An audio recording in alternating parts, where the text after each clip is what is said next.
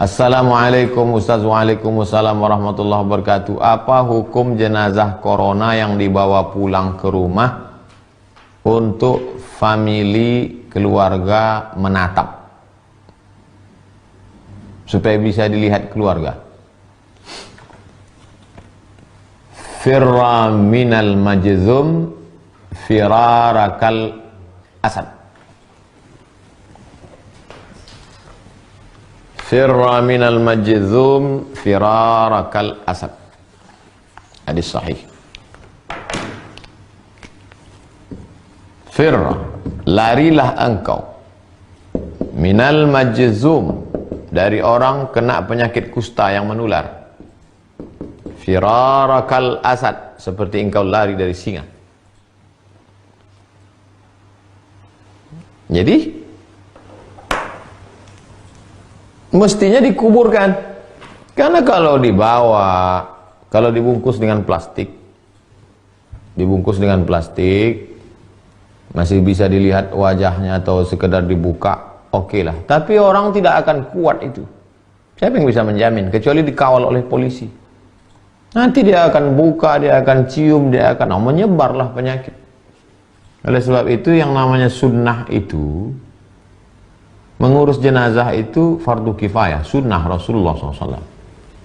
Memandikannya, mengkafankannya, menyolatkannya, menguburkannya, itu sunnah. Tapi baca juga sunnah-sunnah yang berkaitan dengan wabah. Kalau kamu dengar ada suatu wabah, la taqdimu, jangan kamu datang. Dan bagi yang sudah terkena di suatu daerah, la takhruju minhu, la takhruju firaran minhu, jangan keluar lari dari situ. Sekarang sudah jelas-jelas ada di depan. Fir, kata Nabi, lari dari orang yang kena penyakit menular. Firarakal asad. Oleh sebab itu kalau sudah dapat berita meninggal dunia, dikubur. Keluarga-keluarga dekat yang ingin melihat, ring satu.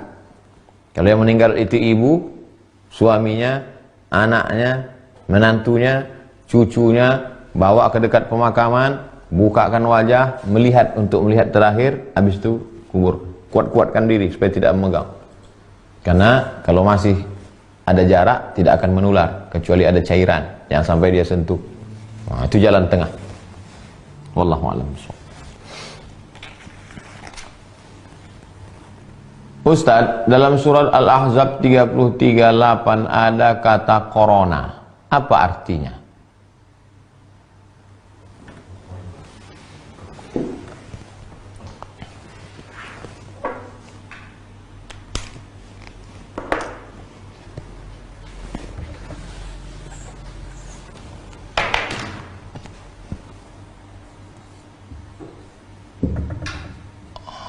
Waqarna, bukan corona.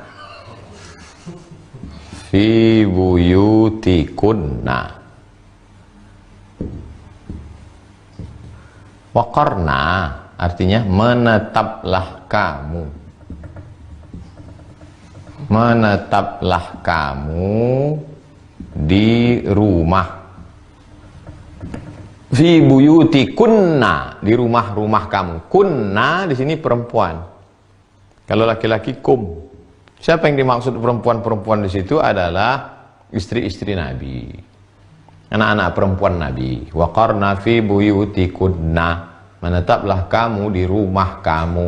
Perempuan jangan keluar rumah. Tapi ayat ini ada dijelaskan ayat hadis lagi. Ketika Nabi SAW keluar rumah, beliau melihat Asma. Asma itu anak Abu Bakar, saudara kandung Aisyah, membawa makanan onta, makanan kambing di atas kepalanya. Nabi tidak melarangnya. Seandainya Nabi mengatakan, hei Asma, pergi pulang ke rumah, itu menunjukkan perempuan keluar rumah haram.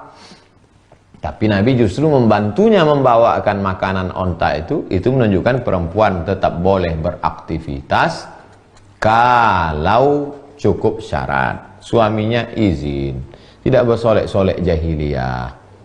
Dia pula tidak berdua-duaan dengan laki-laki yang tidak mahram. Kemudian pula tidak meninggalkan kewajibannya. Kalau anaknya masa menyusui, disusukannya anaknya. Anaknya perlu kasih sayang, habis itu dia masuk kantor, nanti pulang jam 5, tetap lagi dia didik anaknya. Peluk cium, lari-lari, lompat-lompat, bermain, bercanda, bergurau, mendidik, mengajar ngaji. Itu maksudnya. Lalu kemudian pula tetap menjaga batasan-batasan syar'i. Jadi jangan ketika membaca ayat, nampak corona nih. Itu namanya cocokologi ya. Kalau kita di posisi pelaku dosa, sebaiknya taubat dulu atau belajar dulu? Bagaimana kita taubat tapi tidak tahu ilmu agama? Taubat dulu, Pak. An-nadamu fil qalbi, menyesal dalam hati. Wal iqraru bil lisani, nyatakan dengan lisan, astaghfirullahalazim alladzi la ilaha illallah wa atubu ilaih. Wal idmaru alla ya'uda ilaihi abadan, tekad kuat untuk tidak kembali kepada dosa. Mandi salat sunat taubat, mandi taubat, salat sunat taubat, habis itu ikut pengajian. Inilah Pak Ustadz, saya mau ngaji, apa pula sekarang ada corona. Dulu kemana aja? Sekarang baru dapat hidayah, ikuti streaming. Streaming Ustadz Adi Hidayat, streaming Ustadz. Ini Pak Ustadz, mau streaming pulsa pula tak ada, mati aja lah. TV masih ada pengajian, Mama Dede masih ada pengajian.